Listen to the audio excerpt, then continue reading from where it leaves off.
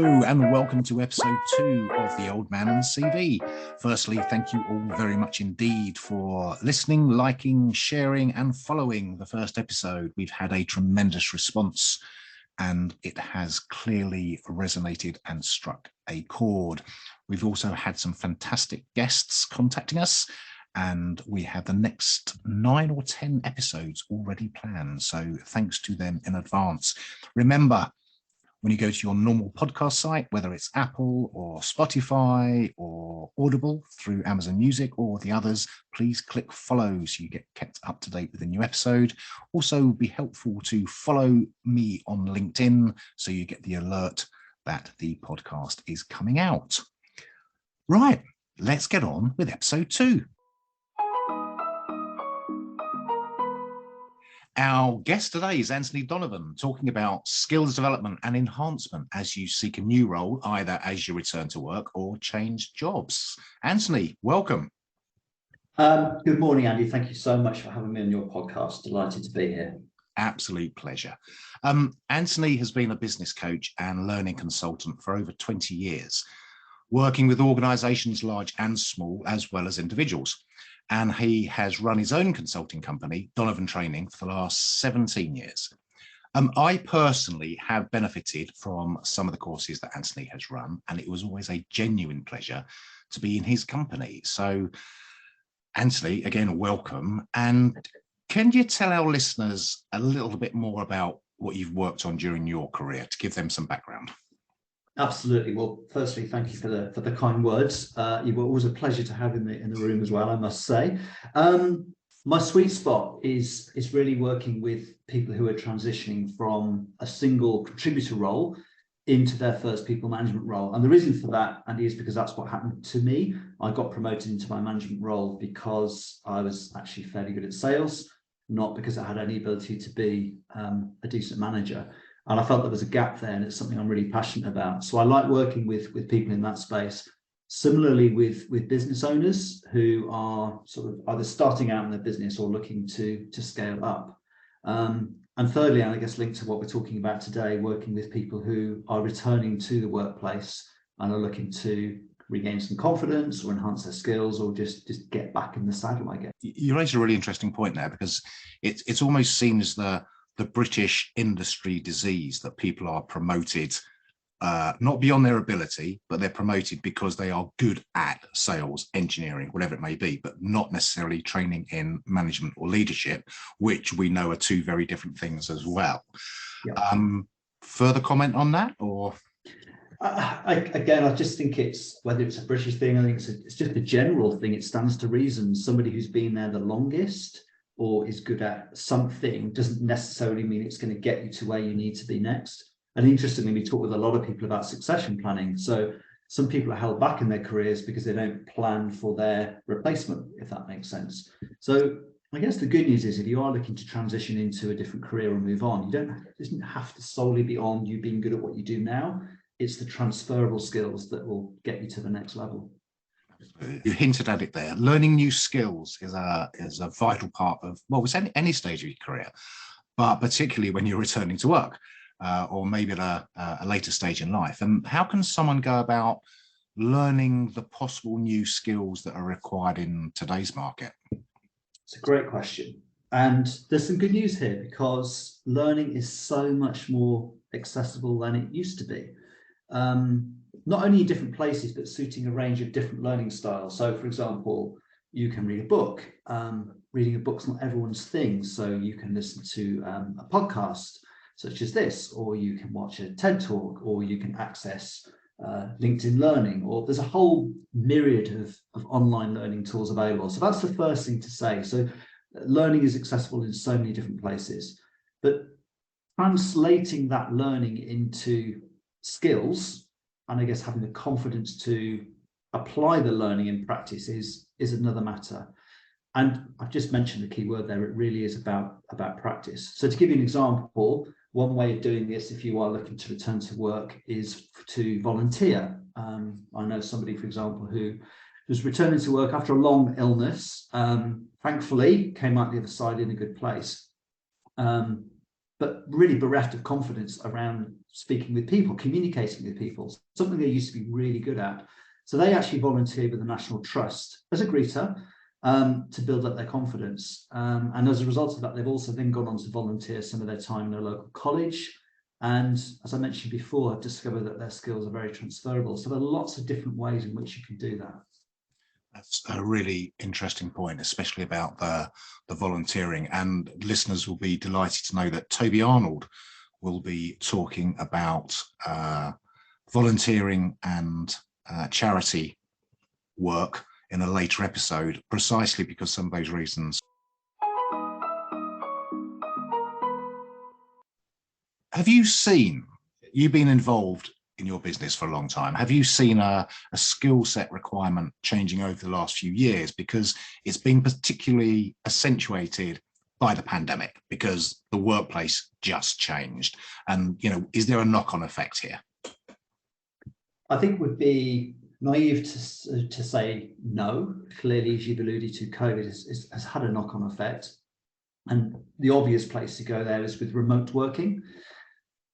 In terms of the skill set requirements, I would say it's the ability to be self-sufficient.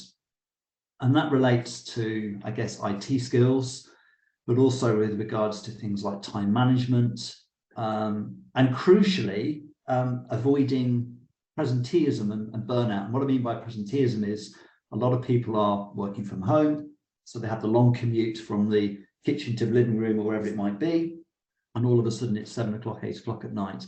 And I think those kind of barriers aren't there. And I think that's a really key skill, is the ability to focus on output and what is actually delivered, as opposed to the hours that you're slaving away. I would say as well that the use of things like Zoom and Teams means that people still rely on what I call the good old-fashioned communication skills. So listening, empathy, building rapport, all those kind of things. I think they are still fundamental skills, and they've never gone away, and I suspect it never will. So that would be my take on it. Fantastic, thank you. So we talked about some skills there, some which people have had for a long time. Interesting, you raised empathy. I think there was a report recently that actually said that empathy is one of the least sought after skills in the workplace, which really surprised me, because empathy is seen as one of the key skill of leadership. But with all these various skills that people have, they're enhancing what you're doing is making them aware of the ones that they can focus on to be more employable and more engaging as part of that kind of back to work process. So how do you think that applicants to a new role can best magnify their existing skill set? Are there key ones that they should be highlighting? It's a great question. Let me approach that from a different perspective and offer your listeners a recommendation, if I may. There's a gentleman called Andy Bounds. That's Bounds. So anyone listening to this podcast, if you want to follow him on LinkedIn, he's just got a nugget of nuggets, I should say, of information.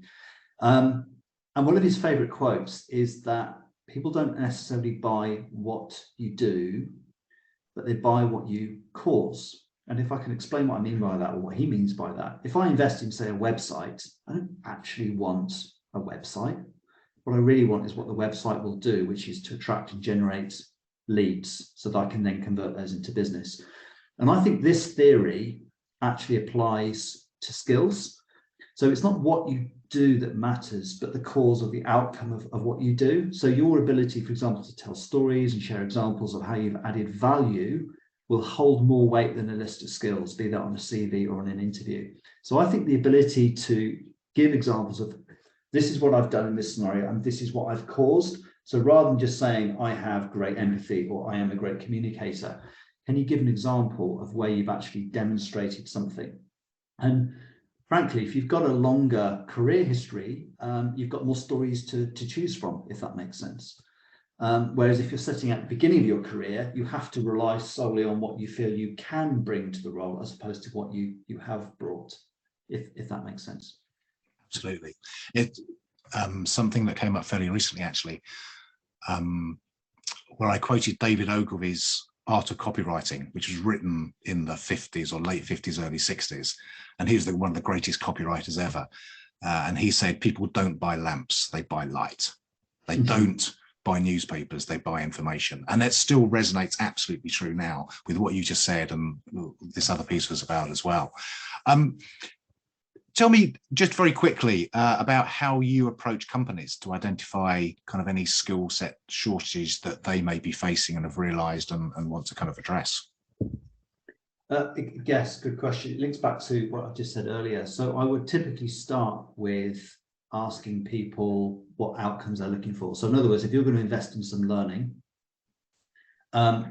3 months from now, 6 months from now, what does good look like? And what we often talk about is, who are your rock stars, who are your top performers, and what does good look like? And work back from there, rather than necessarily just looking at what's not necessarily working. And again, we talk about the practical application. So if it's presentation skills, for example, what is it that you would want to see and hear in a presentation that will put a big smile on your face? And when we get clients opening up and talking about that, we then work backwards from there and design a solution to fill that need. Fantastic, thank you. Anthony, it's been a real pleasure. The time has flown by. Do you have any final thoughts that you'd like to share with the listeners? I think, first of all, I think it's great to have a forum like this to discuss the really important issue of returning to work. As I say, whether that's mums returning, people returning after illness, career breaks, redundancy.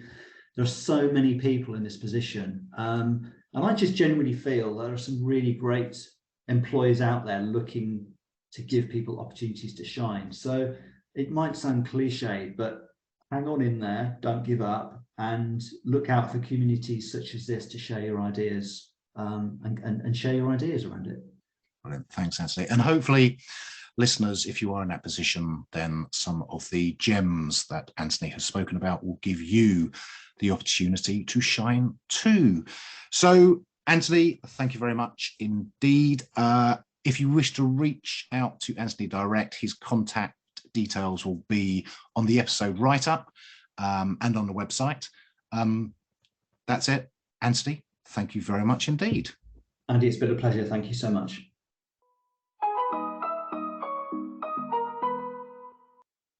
Thank you to our guest this week, Anthony Donovan. And you can find Anthony on LinkedIn by searching Donovan Training. Next week, our guest is Tristan Hayward of Oakstone International.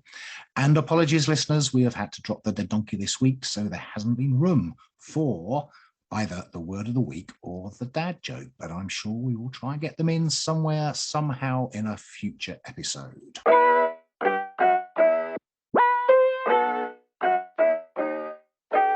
The credits. Music credits and ident go to Abigail Eva Molly Wand. This is a Almost Pro production for 23 Magic. Thank you. See you next week. Santiago, amigos.